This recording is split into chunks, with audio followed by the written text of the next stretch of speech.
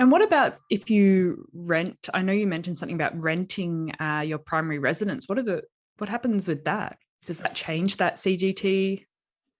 Yeah, so there's a really interesting thing the ATO allows you to do, and that's something called the 6-year rule. Just type it into Google and do lots of reading on it, and you can go to the ATO website. The key thing is if you do buy a property and you move into it straight away when you first purchase it, like you don't put it on the rental market, that becomes, and you haven't got any other homes, then that becomes your principal place of residence. Now, you can move out of that property for up to 6 years and still have that property classed as your principal place of residence for tax purposes, and it can grow tax free for up to 6 years. And so it's a really interesting thing what we do with clients sometimes where they go, look, I want to buy my future home, but I don't want to make that lifestyle shift to that location today.